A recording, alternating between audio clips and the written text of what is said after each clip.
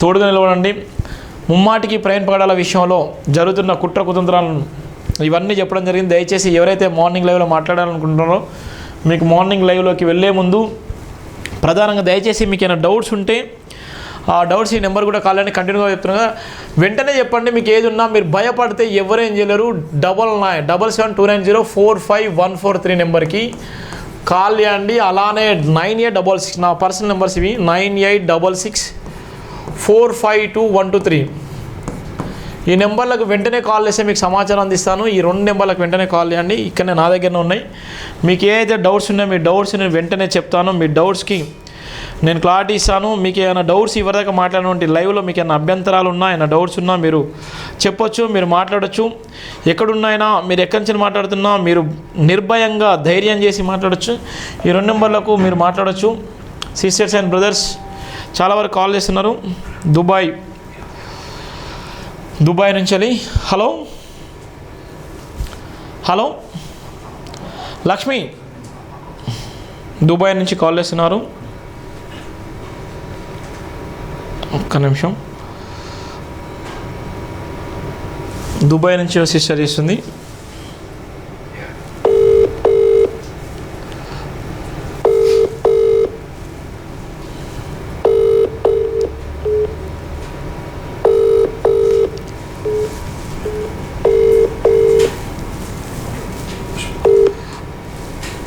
Hello hello hello sister చెప్పండి sister. జై భీమ్ అండి. జై భీమ్ బ్రదర్. అమ్మ వినిపిస్తుంది. మీరు ఒక సిస్టర్ దుబాయ్ సిస్టర్ ఒక 2 నిమిషాలు, లక్ష్మి మీరు ఒక 2 నిమిషాలు లైన్లో ఉండండి. ఇంకో సిస్టర్ హైదరాబాద్ నుంచి సిస్టర్ లైన్లో ఉంది. ఆ సిస్టర్ మాట్లాడిన తర్వాత మీతో కంటిన్యూ చేస్తాను. మీరు అట్నే కంటిన్యూ ఉండండి. అమ్మ చెప్పండి అమ్మ, ఎక్కడి నుంచి మాట్లాడుతున్నారు?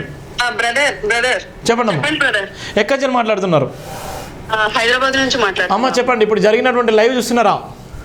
చూస్తున్నాను. ఎలా అనిపించింది లైవ్లో? మీకు ఎలా అనిపించింది?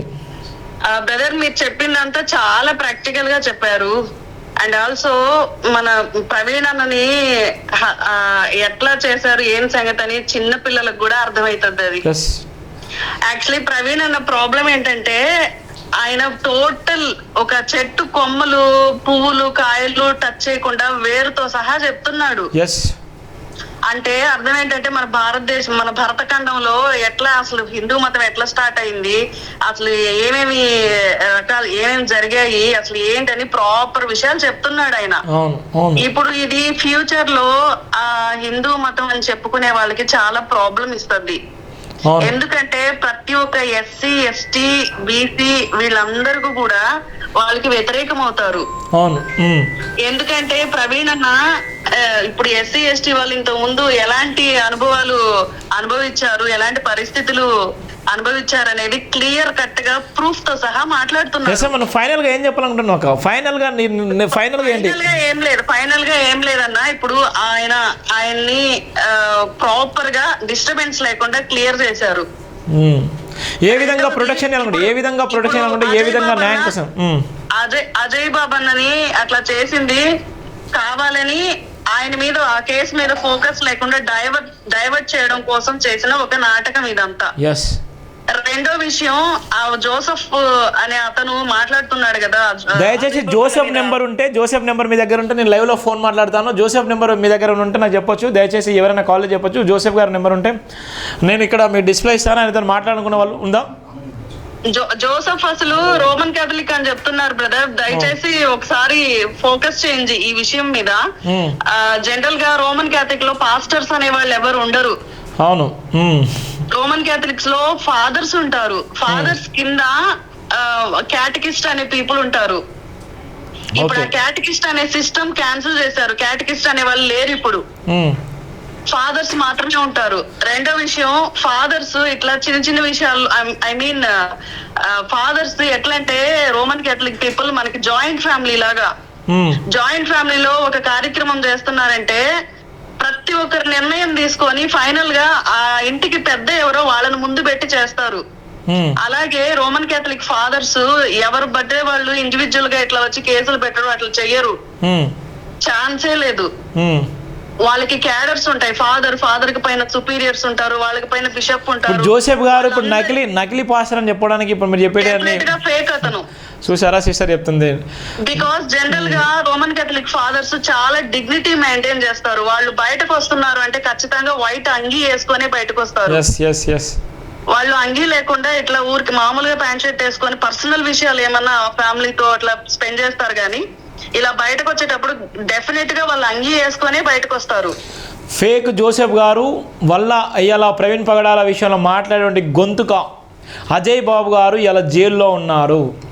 ఇవాళ ప్రవీణ్ పగడాల విషయంలో మాట్లాడేటువంటి టీవీ డిబేట్లు చేసేటువంటి ప్రవీణ్ పగడాల విషయంలో జరుగుతున్న అన్యాయాన్ని పసిగట్టినటువంటి అజయ్ బాబు గారు ఇలా ఆయన వాయిస్ లేకుండా చేసే క్రమంలో మొట్టమొదటి పాత్ర చేసింది జోసెఫ్ గారు. ఆయనే ఏదైతే క్రైస్తవ సమాజం చర్చ ఇప్పుడు ఈ సిస్టర్ చెప్పినట్టుగా ఆయన క్యాథలిక్ పర్సనే కాదు, ఆయన నకిలీ అని చెప్తున్నారు. నిజంగా సిస్టర్ మీరు ఖండించండి దయచేసి. వాళ్ళు టీవీ డిబేట్లో కూడా ఆయన ఎక్స్పోజ్ చేస్తున్నారు, క్రైస్తవ సమాజాన్ని అంత తప్పుదో పట్టించడానికి ప్రయత్నం చేస్తున్నారు. ఇప్పటికే ఒక పక్కన ఇప్పుడు నేను ఎవిడెన్స్ చూపెట్టాను, అమరప్రసాద్ లాంటి వ్యక్తులు ఇంకోరు చనిపోవడానికి సిద్ధంగా ఉన్నారు. మీరు ఏ విధంగా అయితే అంటే డోంట్ మైండ్, నేను అబ్యూస్గా నాకు రావట్లేదు, కానీ చూశారు. అలాంటి వ్యక్తులకు మీరందరూ స్ట్రాంగ్ కౌంటర్ వేయండి, నిలబడండి, క్రైస్తవ సమాజాన్ని కాపాడుకోండి, క్రైస్తవ సమాజాన్ని కాపాడండి. ప్రవీణ్ పగడాల ఇంకోరు పోవద్దు, అలాంటి పరిస్థితి ఇంకోరికి రావద్దని నేను కోరుకుంటున్నాను. ఒక చిన్న విషయం బ్రదర్, చెప్పండి. ఇప్పుడు అతను జోసెఫ్ అనే అతను ఎవరో ఛానల్ వాళ్ళు మాట్లాడేటప్పుడు అతని పక్కన జాయ్ చిల్డ్రన్ హోమ్ అని ఒకటి బిల్డింగ్ చూపించారు. అవును, జనరల్ గా ఇదేంటంటే కొంతమంది ప్రైవేట్ గా కూడా ఇట్లా ఓల్డ్ ఏజ్ హోమ్స్ అని చెప్పి చిల్డ్రన్స్ హోమ్స్ అని పెట్టుకొని కొంచెం సెటిల్డ్ పీపుల్, ఫినాన్షియల్ గా సెటిల్డ్ అయి ఉంటారు కదా, వాళ్ళ దగ్గర ఫండ్స్ కలెక్ట్ చేసి అట్లా బ్రతుకుతారనమాట. వాళ్ళకి ఆ ఫాదర్స్ రోమన్ క్యాథలిక్ ఆ పెద్దవాళ్ళకి సంబంధాలు ఉండవు, కాకపోతే చిన్న పర్మిషన్ తీసుకుంటారు అంతే. దయచేసి జోసెఫ్ గారి ఫోన్ నెంబర్ ఉంటే నాకు కామెంట్లు పెట్టండి, నేను ఎంబటే డిస్ప్లే చేస్తాను, మాట్లాడతాను. చాలా మంది కూడా జోసెఫ్ గారు ఇప్పుడు ఎవరైతే ప్రవీణ్ అన్న కేసులో ఇన్వాల్వ్ అయి ఉన్నారో, ఆ పనులు చేయించున్నారో వాళ్ళు ఇతనితో డీలింగ్స్ మాట్లాడుకుంటున్నారని నా అభిప్రాయం. 100% అమ్మా, అదే జరుగుతుంది. Thank you so much. మీరు నిలబడండి, తప్పకుండా లైవ్ షేర్ చేయండి ప్లీజ్ అక్క, నిలబడండి. తప్పకుండా జైబీఎం టీవీ అయితే స్టాండ్ తీసుకుంటుంది. జైబీఎం టీవీ రాబోయే రోజుల్లో ఏ పాస్టర్, ఏ క్రైస్తవ బిడ్డకు అన్యాయం జరుగుతుంది, ఏ మతంలో ఉన్నటువంటి ఎవరు కూడా, హిందూ మతంలో అన్యాయం జరిగిన కూడా నిలబడుతుంది. గుర్తుపెట్టుకోండి, ఏ కులం మత భేదం లేదు, మనిషిని మనిషిలా చూడాలి. ఎవరికైనా నిలబడుతుంది, ఎవరి కోసం నిలబడుతుంది. తప్పకుండా నిలబడండాక. ప్రవీణ్ పగడాల లాంటి వ్యక్తి ఇంకో కోల్పోవద్దు. ప్రవీణ్ పగడాల లాగా ఎవరైతే ఒక పర్సన్ ఏ విధంగా అయితే డైరెక్ట్ హెచ్చరిస్తున్నాడు, ఏమని హెచ్చరిస్తున్నాడు, అవి ఉన్నాడు కత్తి మహేష్ లాగా, ఇలా ప్రవీణ్ పగడాల లాగా నువ్వు కూడా పోతావురా అజయ్గా అంటున్నాడు. వాడు ఎంత దూరమో ఎంత ఘోరమో చూస్తున్నారో. దయచేసి నిలబడండి. Thank you so much sister జయభీమ్. మీరందరూ కూడా షేర్ చేసుకోండి, సబ్స్క్రైబ్ చేసుకోండి ప్లీజ్. విలువైన కామెంట్ చేయండి, నిలబడండి. థ్యాంక్ యూ అమ్మ, థ్యాంక్ యూ. నెంబర్ వచ్చిందా?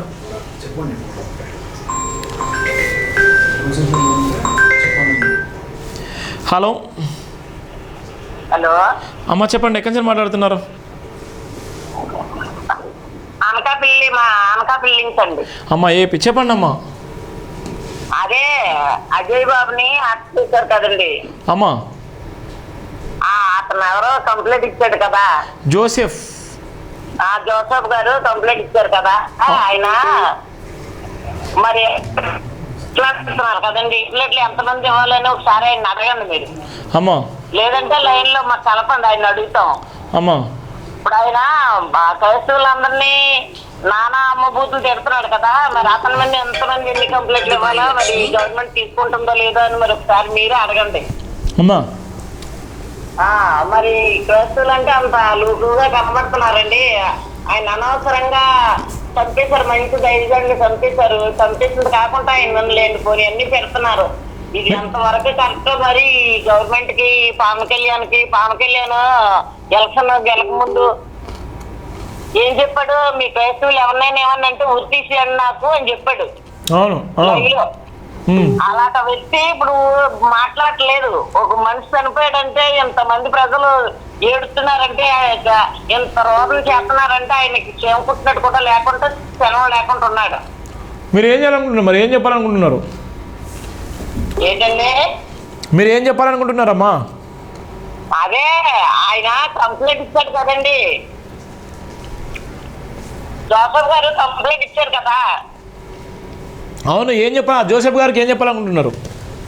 ఆ జోసఫ్ గారికి ఇది తప్పని చెప్పండి, కంప్లైంట్ ఇవ్వడం తప్పని చెప్పండి. ఇప్పుడు అతను కంప్లైంట్ ఇవ్వాలనుకుంటే వాళ్ళ మీద ఇవ్వండి, ఏమోనండి పొంతుల మీద. అమ్మమ్మ నిలబడండి అమ్మా, స్టాండ్ నిలబడండి, ఓకేనా? థ్యాంక్ యూ అమ్మా.